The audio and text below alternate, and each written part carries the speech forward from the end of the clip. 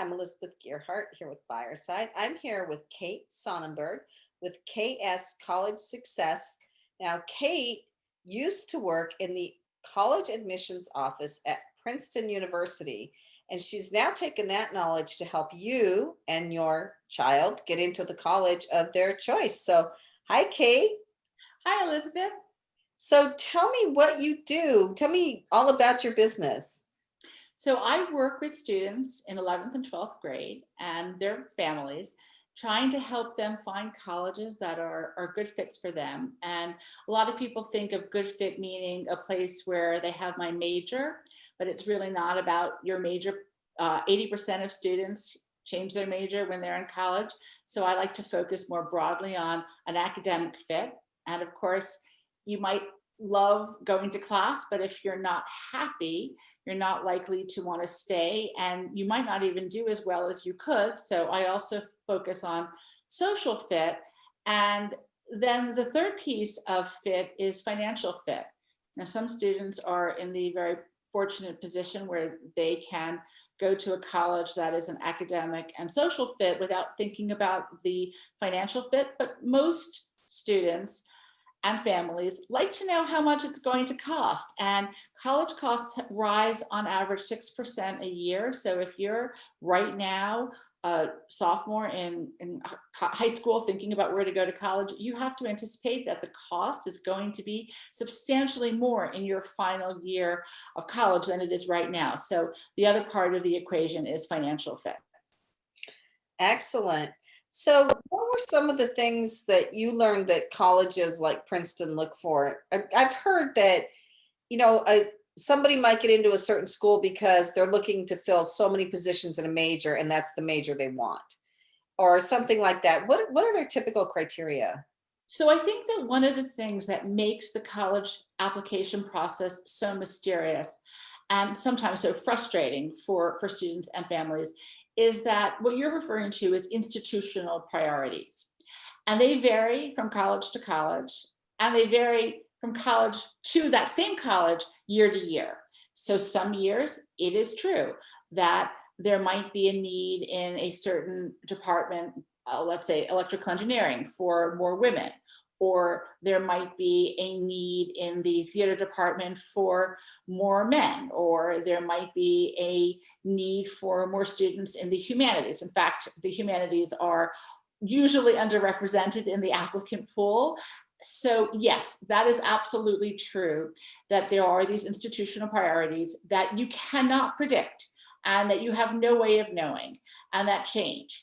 And so what you need to do is put together the most authentic and true application where you pop off the page and you seem like a person who a college wants on their campus, whether it's quirkiness or whether it's some kind of intellectual depth that you can bring or some special skill or talent. And you just have to present your true self in the most authentic way possible. And that might mean that one year you're not going to get into X college and another year you might, but it will mean that you're going to get into some fantastic colleges, which is why I always say, let's not have one top choice, let's have a category of top choices, a number of places where you can be happy, because you just never know if you, the individual, is going to mesh that year, that moment with these institutional priorities. Well, and that makes me think of something that you mentioned when we were talking before, the dreaded college essay. So my kids had their teachers helping them with it, but the college essay is really hard and it's pretty important, right? So the college essay is really important. And this year in particular, and I think for the next couple of years when we're in this COVID, hopefully post-COVID circumstance, the college essay is going to be really important, more important than it might otherwise be, for a couple of reasons. This year, many students do not have standardized testing. And so in the absence of standardized testing, other aspects of the application are going to be getting heightened scrutiny, the essay being one of them. But even going forward, anybody who was in high school during the spring of 2020 is going to have a spring transcript that's going to look a little bit weird. Now, it might be more relevant if that was in your junior year than in your sophomore year, but still the whole high school transcript, the whole high school testing process is going to be different for the next few years. And as a result, the essay is going to be a place where a kid can really let colleges know more about them, let them know that they're a strong writer, let them know the kinds of academic benchmarks that you may not be able to glean quite as easily from a transcript that's a little bit different because of COVID and in the absence of testing. Although I'm never a believer that testing is going to get you into college, really all testing does is corroborate what they already think they know or do know about your academic readiness. But when they're looking for other kinds of corroboration, that essay is a great place. The reason why the essay is such a difficult exercise is it's really the first time a student has ever done that kind of writing. I mean, even kids who write poetry or plays or short stories, this is a different kind of thing. It's not even a personal memoir. It's a very specific writing exercise, and it stymies the best writers and the most talented students. And sometimes I think it stymies them the most because they think it's going to be really easy because they are good writers and they are good students. And then they realize, oh my gosh, this is different than what I thought it was going to be. And the critical hallmark of an outstanding college essay is this piece that we refer to as self-reflection, where you show that you understand who you are, how you've grown from whatever story you're sharing, and how you're going to contribute to the college campus. And that self-reflection piece, that is a tough one. Well, you're vulnerable, right? Totally vulnerable. Yes. And that is not an easy place to sit. And that is especially not an easy place for a 17-year-old to sit. No, no, but I hadn't realized, but you're right. I'm sure it's way more important in this year and next than it has ever been.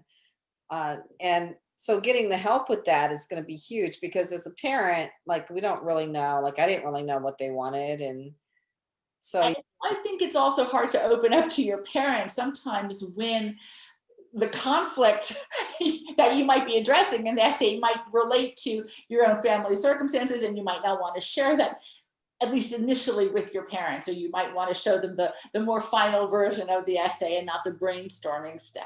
yeah. So who's your typical client? Like you said, humanities is tough. Do you get kids from all different majors?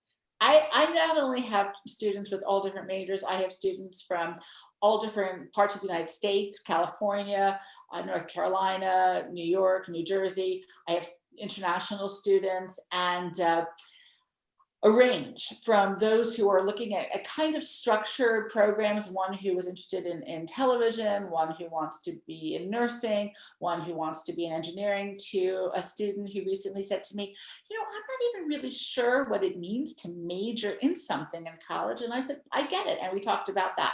So I don't really have a typical student. What I think I like to say is that the students have in common is that they want to go to college and they want to thrive and they want to make the right choice now, and their parents don't want them to make mistakes, and so they want to get everything squared away now, meaning junior year spring and senior year fall, and not find themselves at a place where they're not happy and where they need to start the process all over again as a transfer, which is not fun. No, that wouldn't be fun. So yeah, I know when my kids were going through it, their counselors were saying, well, really find the place that fits your personality and that you think you'll be happy. So my son, of course, went to a place with a big football stadium, big football team. That has its appeal. Yeah. My daughter went to a smaller school where she felt like things could be a little more intimate, and it worked out well for both of them. But I have to say, a very nerve-wracking, difficult process.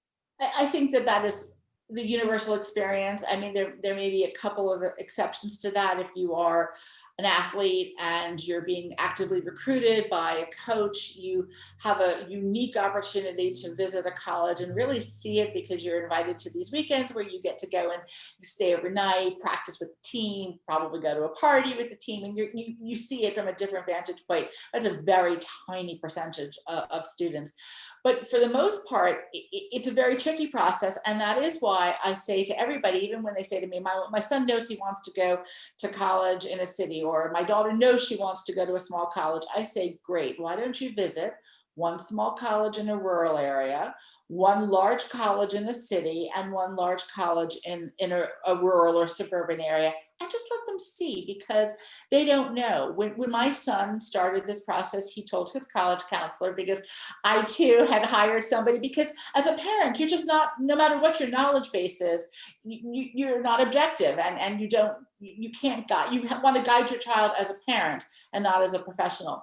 So anyhow, he told his college counselor that he wanted to be at a large school in a city, and that he did not believe in liberal arts.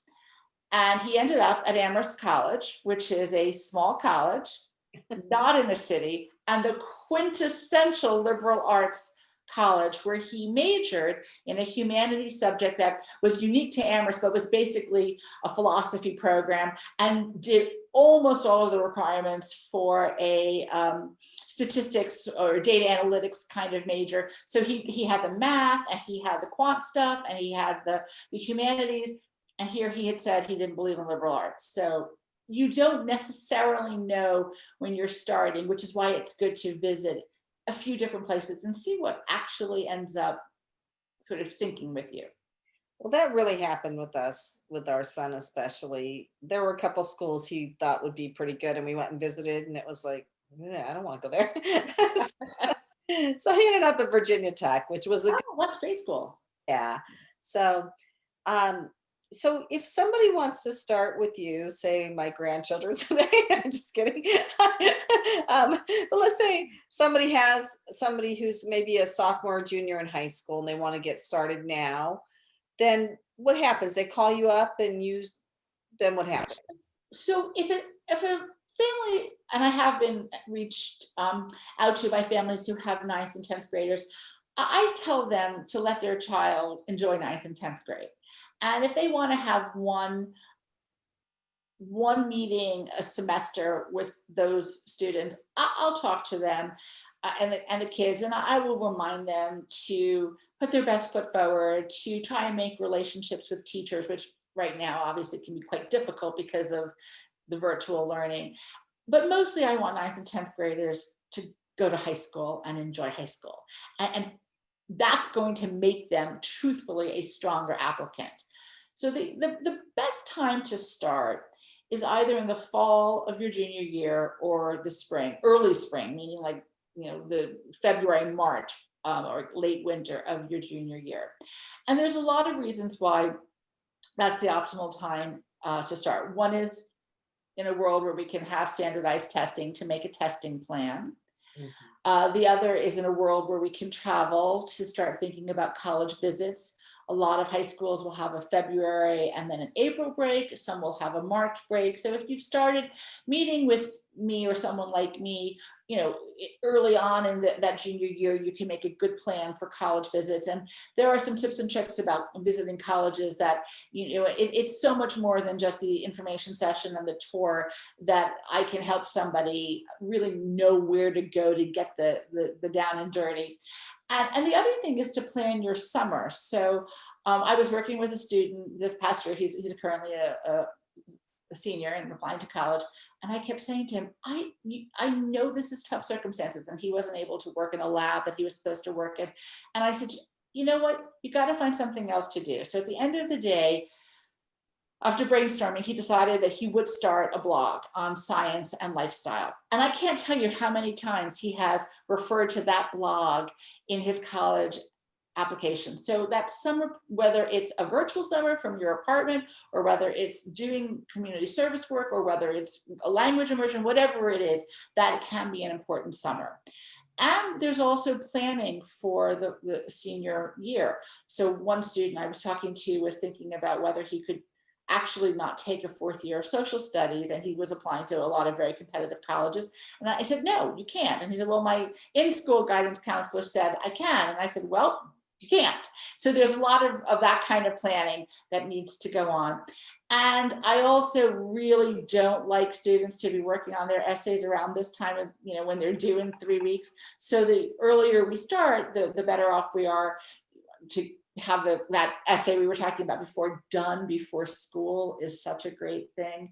To have a almost final college list done at the end of the summer before senior year, such a great thing. Kids don't really think that, but the ones that I have now who have done that early pre-work are so much more relaxed than the counterparts who came to me. Let's say I did get some students who came to me late summer, early fall, and they're still working. And exactly. I mean, I don't want them to feel my anxiety, but it's beginning to, get a little more and a little more, because some schools have a mid-January deadline, but most of them have a January 1st deadline. So they have to get done. And the supplemental essays, those take time, and kids forget about those. They think, oh, great, I wrote my personal statement, I'm done. But they are not, and some can be tricky. The University of Chicago, one of the essays is tell us your favorite tongue twister and solve its conundrum.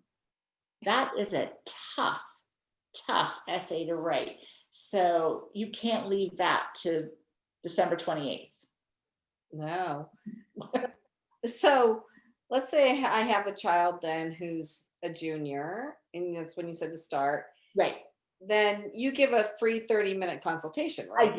I do. And I explain the process. And listen, I want the parents to feel comfortable with me and the process, but I want the kid to feel comfortable, both with the process and with me. So I had a mom reach out to me in June, and her son was not ready to start. He just was not ready. And the sort of way I work, I mean, some people hire me just on an hourly basis, but I find that that's actually not cost effective for them if they want the soups to nuts. And that if they buy a comprehensive package, that's typically the most cost effective. And I've tracked the time I spend with kids under both circumstances, and I know that it actually comes out a little bit less expensive for the comprehensive. And under that model, I will start meeting with the student every week for at least an hour. Can make it more, can make it less, depending on their needs. Some kids don't really want to stay on Zoom for an hour, so we'll do 2 half-hour sessions. But I meet with them every week until that Common App essay is done, and until every single application has been submitted. So that's either through the end of December or mid-January. So anyhow, this boy thought the idea of spending a half hour or an hour with me every week in the summer was not something that he was up for, and he did not want to do it. And then they came back to me in September, a little bit behind. He happened to be a really talented writer, so he was able to get everything together very quickly.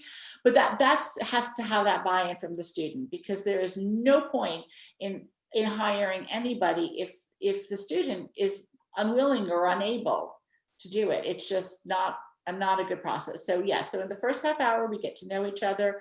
I explain sort of the process, which I've explained to you. If somebody, for example, has a very niche talent, maybe is a potter or is some kind of fine artist, where I don't feel that I can, applying to a bachelor's of fine arts program where I don't feel that I have the right qualifications, I would refer them to somebody else, one of my colleagues who has experience, or maybe a dancer.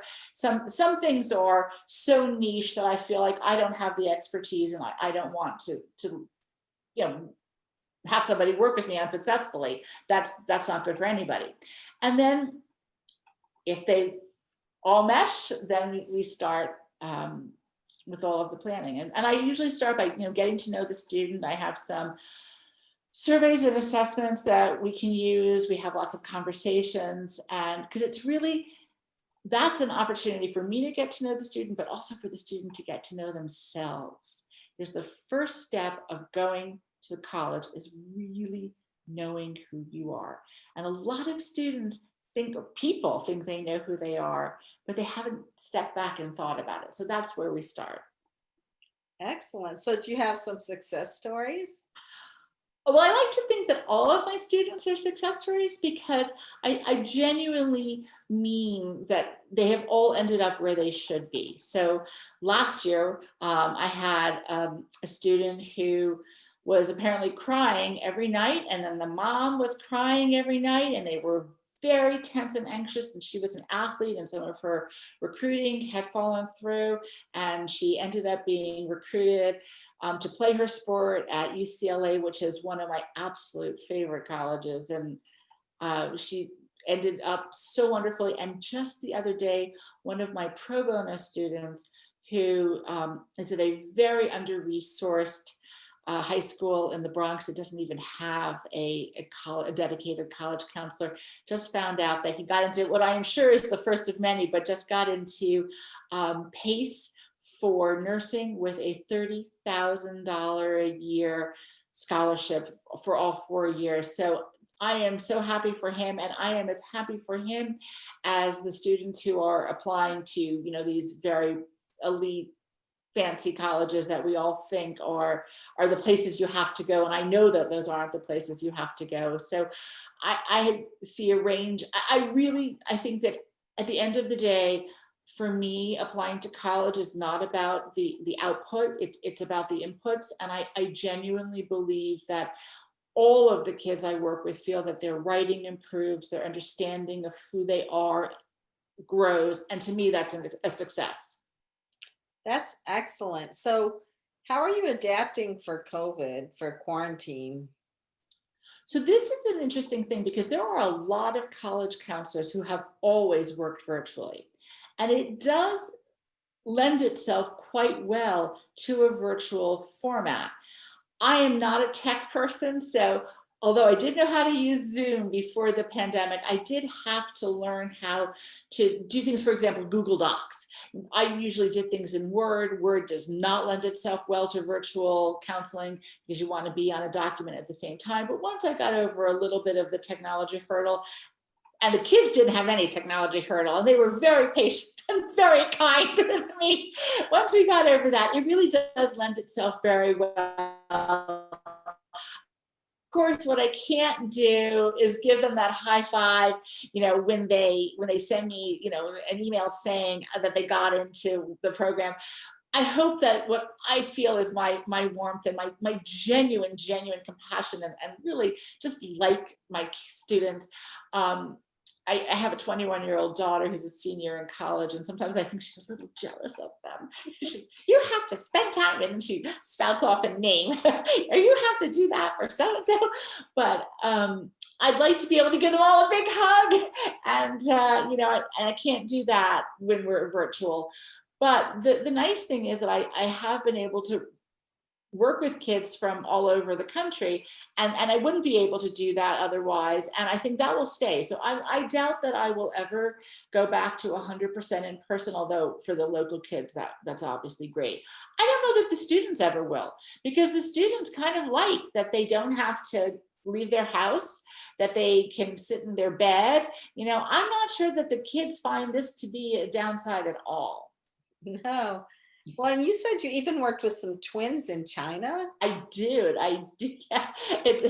They were New York based, and then in the midst of COVID, they returned to China, and they're both applying to U.S. schools, and they're twins. And the essay.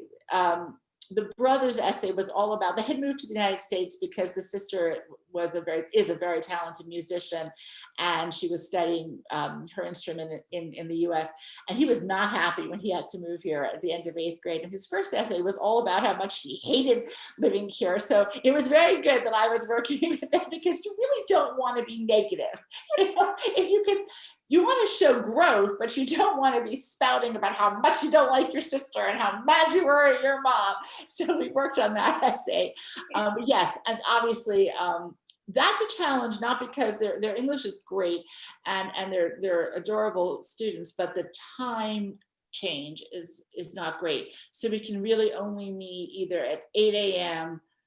maybe even at 9 a.m. They can stay up, or on my end at what feels quite, because they don't want to wake up at 8 a.m.